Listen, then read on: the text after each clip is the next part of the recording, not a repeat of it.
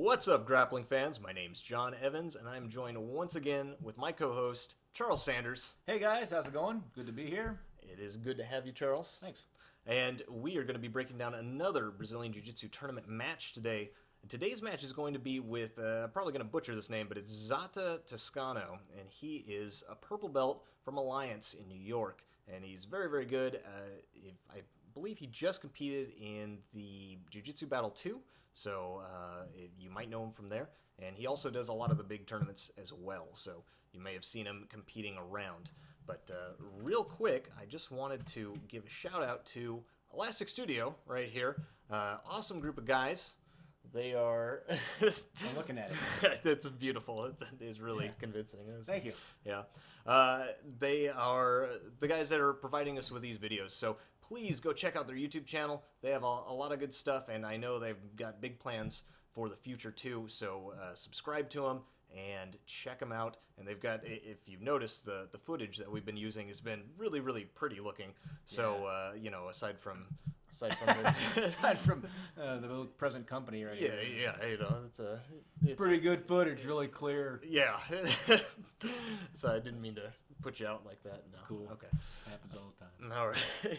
But yeah, so check them out. It's awesome. But let's go ahead and get to this match here. And this is Zata right here. And he is, like I said, an Alliance purple belt. And I'm not sure who his opponent is, but this one is also from the New York Open, which just happened a couple weekends ago. And they run out. Also, he has the patch advantage, so...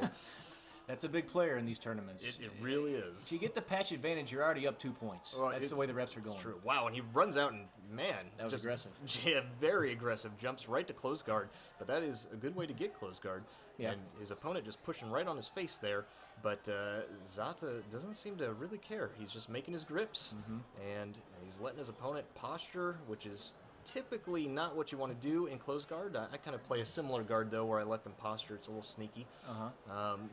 So maybe he knows what he's doing here. Definitely looks calm, like he's done this before, you know. I mean, like you said, he is a competitor. He competes a lot, and that helps a ton. It does. I also, when I play close guard, I look very calm, too, but then I usually just get tapped. So that's my strategy. Yeah, yeah. And here, he was going for that cross-collar choke, which can be very hard to do from guard, especially if your opponent is decent and close to your level. He'll usually be hip to what you're doing, and you usually have to have a pretty sneaky setup to make it work. That's exactly what I was going to say. It's a good setup to get to other things, but getting it, it can be a little tough unless your opponent is, you know, not really paying attention.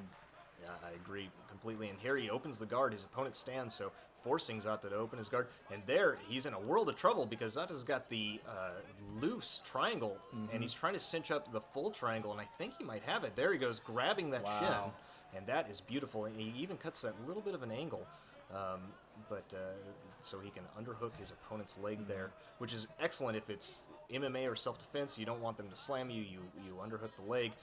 But you don't really need to do that in jiu-jitsu unless you just want to keep your opponent where they are.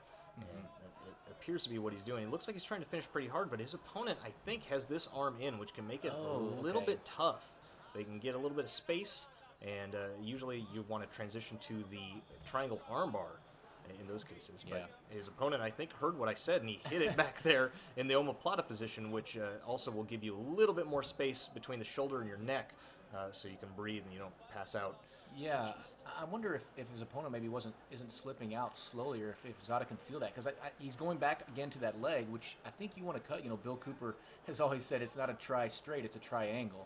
You know, and you want to cut that angle to close that to close in on that choke, and it looks like he's going the opposite way, maybe going for some type of kimura or something with the arm there. Yeah, it can be really tough if your opponent puts themselves in this omoplata position, especially, you can see right there, he's grabbing his own pant leg. He does not want that arm out because then it is in danger of being armbarred. But if you hide that in the omoplata position, it's very tough to finish the traditional triangle. You usually want to switch to the reverse triangle, which is the same. Your foot position, you just switch which foot is underneath the knee, so this one will come across the back. Otherwise, you can make some space and you can put just like a knife hand right in their throat, and that's a good way to finish it too.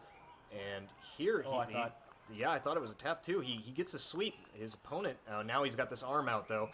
Oh man, his opponent really did a good job of scrambling back to the top. Zata's tightening that triangle as he's going. You can see him cinching it up and cinching it up. Yep. It looked like he was going to go to the mount right there, but... Oh, it looks pretty tight here, and he's really working on that arm now. Oh, man. He's going after it. His opponent's doing a good job of staying out of trouble, but he's just in a bad spot. And with those long legs of Zata, man, something's going to give, I think. Yeah, he's definitely, this is not where you want to be in a tournament for sure, and he got there pretty early, so it can be very tiring to just working to get out of this the whole way. And here it looks like he is going on the triangle armbar again. I'm not sure, he keeps grabbing this leg, and he's trying to roll his opponent over. He had the top position for a while, but his opponent was very diligent in scrambling right back to the top.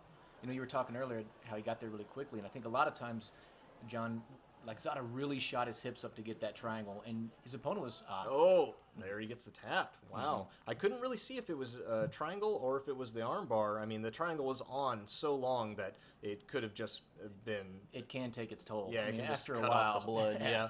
Exactly. So I wasn't sure if that's what it was, or if it was actually the arm bar that he transitioned to because his back was to us. It was hard to see. He was working the arm as well, so not entirely sure. But what were you saying? Well, like a lot of times, you know, if you're postured up, you feel a little safe in that triangle. But guys that have really long legs and they've got their grips, they can just slowly get right up or shoot right up and get that triangle, and then when they get that clamp on you, they just bring you down, and then you're stuck there. And you know, the chances of them finishing, especially at purple belt or a higher level, is very high. Yeah, it goes way up. You can see that it's pretty evident with players like let's see, who is it? Edwin Najmi.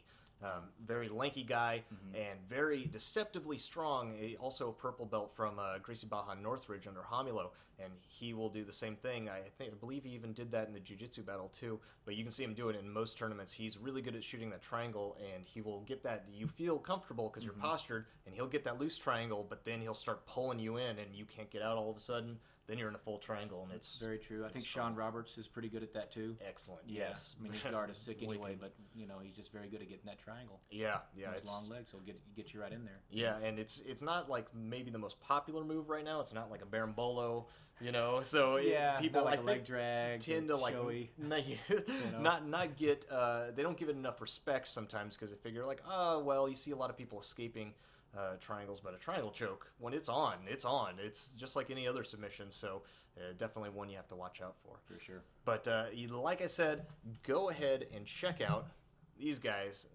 They were providers of the video, and the video looks amazing. All the videos that they sent to us. Great job. Yeah. Great job recording it. Really good. So go check them out. The link's right there. Go ahead and click it. We'll also have a link in the description below. But that's it for us, guys. So, no, you got it. You should have looked at it again. It would have. Yeah. There it is. Yes. Anyway, so thanks for joining us again, and we will see you guys next time. See you guys. Later.